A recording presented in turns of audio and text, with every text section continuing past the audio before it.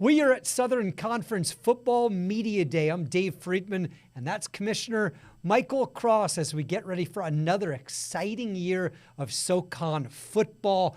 But before we get to it, there's a lot going on with the NCAA.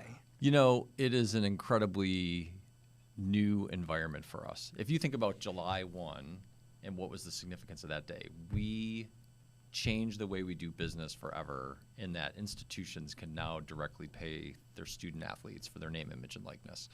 The NCAA for 100 years plus was pushing the idea of amateurism, and it's changed the way we go about our business very significantly, coupled with the transfer portal. So that's a huge change for the way college athletics works, and we need to respond to it. I think our institutions are responding to it, but that's a unique situation that everybody's going through for the first time, and we'll see what it turns out to be. The other things that are happening right now are really incredible. Next month, the NCAA is going to vote to change the governance structure, and I don't want to get too into the weeds of what that means here. It's very, inside baseball, but the reality is that they're going to put the authority for decision-making in the hands of the Power Four conferences. They're going to give them 65% of the voting power, and they will essentially dictate what is happening in the NCAA going forward in ways that have never happened before. So that's the second thing that I think is a big deal. And then the third piece, and one that will be announced this week, is there's a lot of things happening on Capitol Hill. The NCAA has obviously been pushing for some time to have federal intervention in the college athletics landscape.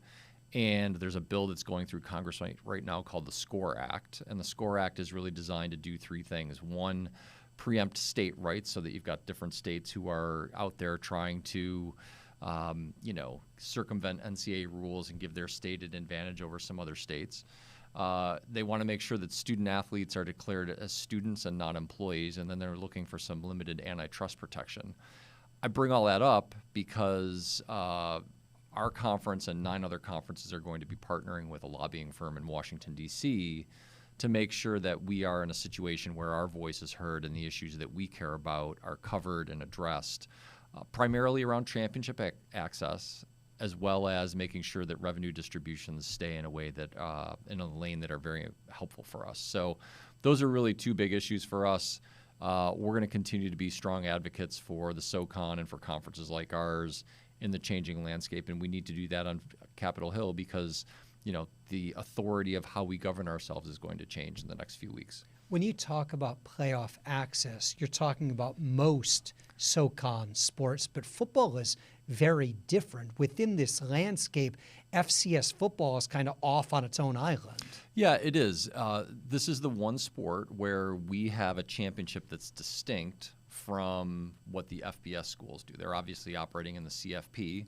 We have an FCS championship that's run by the NCAA. And so that dynamic allows us to have a resource differential that's noticeable, obviously. If you've got 80,000 people in a stadium versus 10 or 15,000, that's a very different dynamic.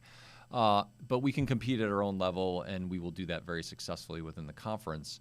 But that dynamic is one that also comes with some challenges that we've got to figure out how to address related to selections and those types of things. When you look at the way the selections are made, I know you've studied this topic kind of in depth. It seems like there are some errors, whether it be in polling or selection. Can you kind of walk us through what you've studied and learned? Yeah, I mean, look, the challenge that you get out of the gate is limited data points. Okay, so that's a reality that when you're only playing 12 games, you've only got so many comparison examples. The budgets are different, so you don't have lots of situations where people are going to fly across the country for non-conference games and that type of thing. So that's a factor in what's happening, and that's a factor for voters in the polls, and that's a factor for the NCAA selection committee.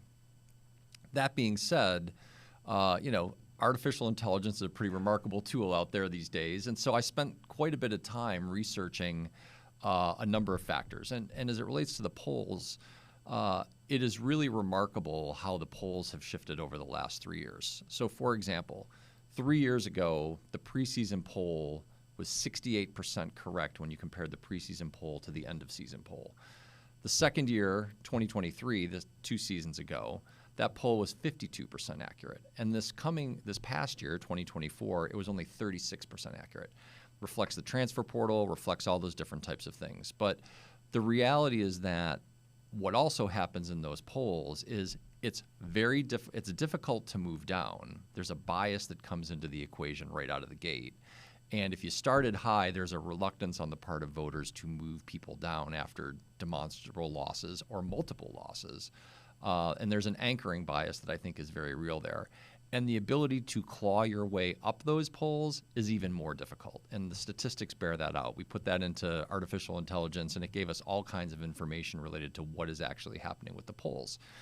The polls aren't official factors in the NCAA selection, but there aren't a lot of data points within the ecosystem that we're in where people are tracking what's happening with FCS football. So you get some regional biases. There's certainly a historic bias. There's conferences that have changed significantly in terms of their membership. Meanwhile, the SoCon remains, stable with the 9 football playing schools we've had for quite some time. And there's been a lagging recognition, if at all, about conference strength if people have moved from conference to conference or left FCS football entirely and gone to the FBS level. So all of those factors start to infect the decision-making process in ways that, we look at last year and felt like we deserved better.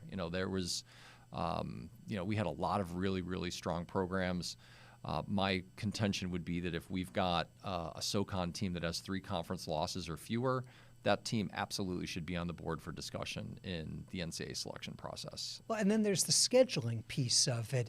The top leagues typically don't play everyone, but in the SoCon, there's a true round robin, so you have to win the championship on the field. Yeah, it's look, it's something we talk about in the office all the time, and the reality is that what you just referenced is very true.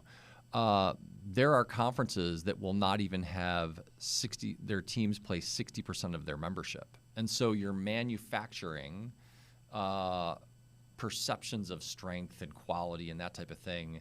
And amazingly, it seems like every year the better teams don't play each other. And maybe that's just coincidence, or maybe there's something else that's involved there. So, those types of situations really require people to dig in, do their homework, use data, and try to figure out what really makes a lot of sense, as opposed to going to some reflexive things that may not be completely accurate. And I've joked, you've heard me say this before, but sometimes it feels like people are using the data like a drunk uses a light post. They're using it for support rather than illumination. And we need to get to the stage where people really understand, just because you're in a particular conference, it doesn't mean you're a particularly good team, because those teams aren't playing each other. And the non-conference scheduling gets into that arrangement as well. Before we let you go, and I think it's another significant strength of the league, the schools are pretty closely knit, both aligned in values and the way they operate, but geographically too. Can you kind of speak to the conference's strength being together? Sure. The catchphrase we use is "it's all here," and "it's all here" is very intentional and very purposeful. You've hit on some of the points already. The idea that you've got alignment among your leaders. Our presidents within this conference have been very stable for quite some time. They know each other, they respect each other. There's a collegiality that I think is important. The same thing exists with our athletics directors. They all like to talk with each other. They're constantly comparing notes.